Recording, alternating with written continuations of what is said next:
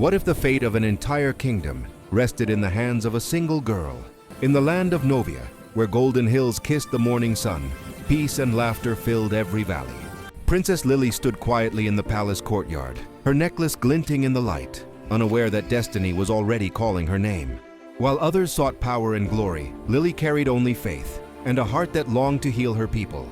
But even as she dreamed of hope, dark clouds gathered beyond the hills, and the kingdom's brightest days were about to fade. Novia was ruled by the great king Obakalu, a man of wisdom and justice, whose name was known across distant lands.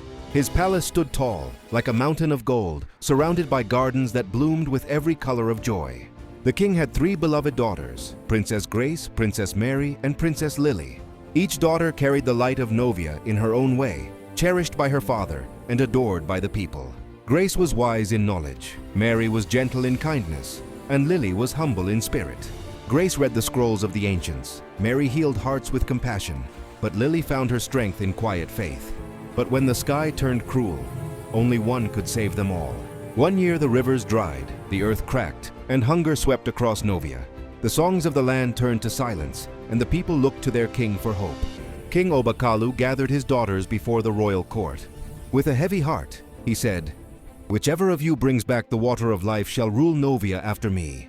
The crowd bowed in silence as the 3 princesses accepted their father's quest. Princess Grace studied ancient scrolls and traced forgotten maps. She followed the wisdom of old words and walked through deserts and mountains, searching for the spring that could heal the land. But her knowledge could not lead her to the living water. Her maps turned to dust, her scrolls gave no answers, and she returned home weary and broken, her eyes heavy with tears. Kindness alone couldn't save them, but hope was not yet lost.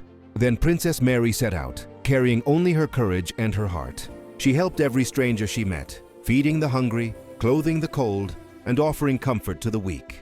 But kindness alone could not save Novia. The rivers still lay silent, and the sky remained dry. Mary returned home with empty hands, greeted by her sister Lily's gentle embrace. And then, Lily walked alone, carrying nothing but faith. With no map and no riches, she journeyed deep into the forest, guided by love for her people. The trees whispered above her, and the wind carried her prayers. For 3 nights, Lily knelt beneath the stars. She prayed not for power, but for her people's healing. The moonlight bathed her in silver light as tears rolled down her cheeks. And on the 3rd night, a miracle appeared. The spirit of the earth rose before her, glowing with ancient beauty. "Your heart is pure," it said. "Because you ask not for yourself but for others, I shall reveal the spring of life." The ground trembled softly, and from the roots of the forest flowed a clear spring that shone like glass. With trembling hands, Lily filled her calabash and whispered, "Thank you, Great Spirit."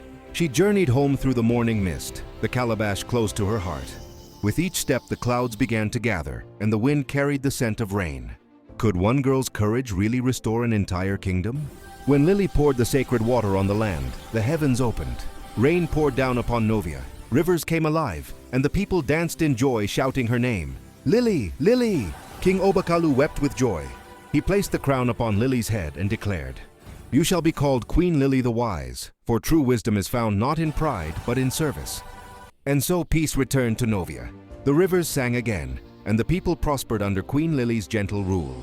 For true wisdom is not measured by what you know, but by how you serve others.